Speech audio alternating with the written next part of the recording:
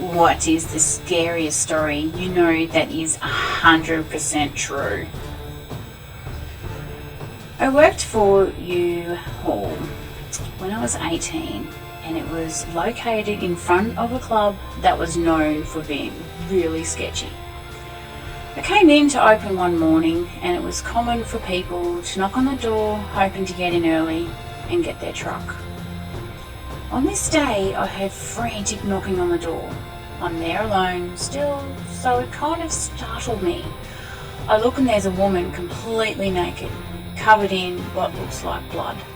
I called the cops and grabbed one of the moving blankets and went outside to cover her up. She smelled really bad and was a mess. Ended up being blood and her own shit she was covered in.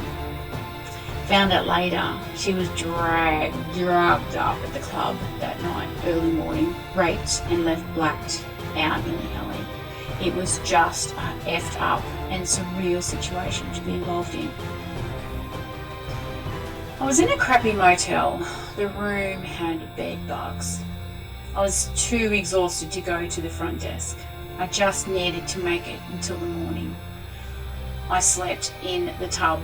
Hours later, I heard someone breaking through the window.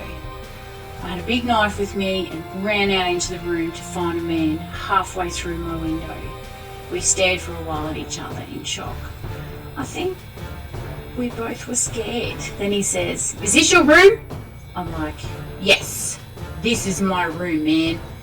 More staring, then he slowly started backing out while cursing me for leaving my room window unlocked and not expecting him to break in.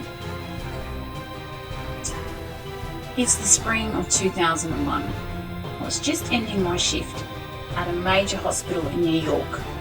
I headed back to my apartment, entered my daughter with random conversation for a while, had a meal and was chilling out, business as usual.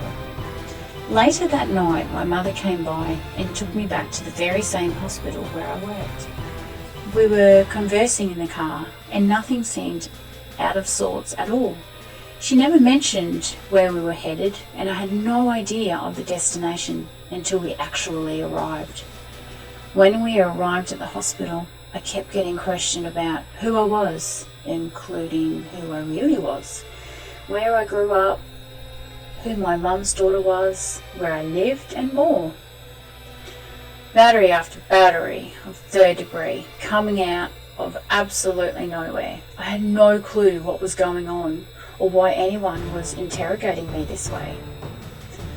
Fast forward to about 3 days later or so, I'm finding myself sitting in a chair, calmly looking out a lovely view from my apartment window.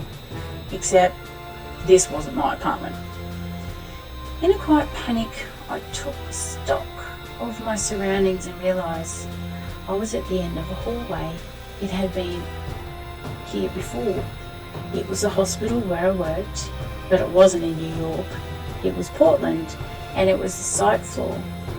In an instant, I had no idea why I was there, what day or time it was, nor what had gone on since my last shift on the floors beneath.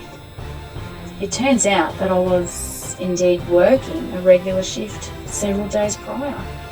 The story is that I walked off the job with no warning nor explanation, went to my mother's place and was rambling on about what I needed to do in the city the next day.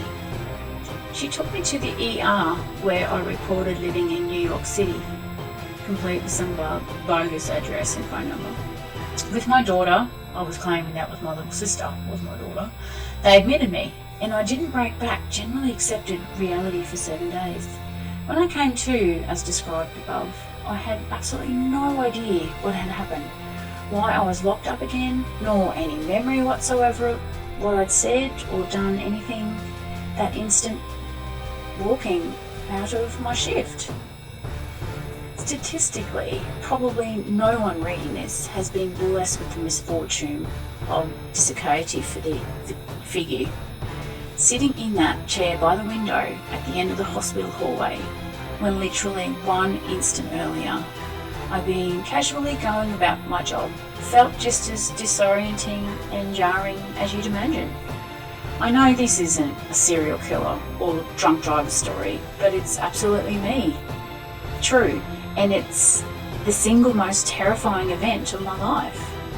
I wouldn't wish that instant reality shift sensation on my very worst enemy. Narcissism is a hell of a drug. A guy I worked with was riding his dirt bike through the woods and somebody hung a cable between two trees. My buddy caught his throat on it and saw the dude stealing his dirt bike. Woke up in hospital with a lacerated throat and a broken larynx. Pretty crazy what somebody would do for something so cheap. That's terrible. The Mercury story was always scares the crap out of me because I used to work in a lab and we had a compound that would go through clothes. I read the materials safety data sheet before I handle the compound, something you're always supposed to do, and it warned that proper personal protective equipment should be worn and that the compound was a horrible toxic carcinogen. Not knowing that it could go through gloves, not one of us did, we began handling it. I got some of my palm and continued working it. It only took like 5 seconds for my hand to feel warm and strange. So I removed the glove and there was a large splotch on my left palm. I immediately went to wash up and scared for my life. It went through my skin immediately and it also targeted the nerve system. But I ended up being fine due to a minimal exposure. I can't remember what compound it was now, but it was long ago. But it had a lot of P words, scary stuff. There's nothing scarier than working in a lab and knowing you're doing everything right just to have it all go wrong. My friend has this neighbour who was a retired mechanic. They lived on some properties with large front lawns and long driveways. His neighbour had a couple that let cars parked up near his garage that he took parts from occasionally. The neighbourhood he started hearing noises while sitting in his living room, coming from his front yard. Every time he'd go to the window, there would be nothing there. He assumed it was a raccoon or a coyote or something. He kept hearing the noise, so he'd go outside and look around, but could find nothing. He'd put out traps and occasionally catch something, yet the noise persisted. Soon, he started claiming that he was hearing voices coming from the front yard, like whispering. He'd go outside, look around the perimeter of his property, but would find nothing. He was persistent, so he started calling the cops. Every time the cops came out and looked around, would find nothing. So they told him he needed to stop calling them for this and perhaps get a security camera or whatever. So this guy thought he was losing his mind. One summer evening, he couldn't sleep, so he went to the back patio to smoke a cigarette. Suddenly, he heard voices coming from the front of his house. He put the cig out and snuck around the front and got there just in time to see the doors to his derelict conversion van slightly shut. He ran back to the backyard and went in home and called the police to tell them what he had seen. The police arrived approach cold, without light sirens, and when they approached the van, the doors swung open and a bunch of people ran out in every direction. Upon searching the van, the cops found syringes and paraphernalia and determined that people were shooting up in there. John Lewis killed his whole family, wife, mother, daughter and 2 sons. He meticulously planned the whole thing, cancelling all delivery services, excusing the kids from school, and even turned the air conditioning as low as possible to preserve the bodies as long as possible. After he killed them all, he placed the bodies in sleeping bags and lined them up. He then wrote a letter to his pastor explaining why he had to kill them. He then leaves and isn't heard from again. 18 years later, he remarried and doing the same job as before, but this time he doesn't have any children. He's finally arrested after a tip was given to the FBI. Crazy thing is that because he planned it so well, the bodies weren't discovered until a month after the murders. So he had a huge head start and essentially started a new life in the same career and was heavily involved in a new church down in Virginia. It took 18 years to capture him.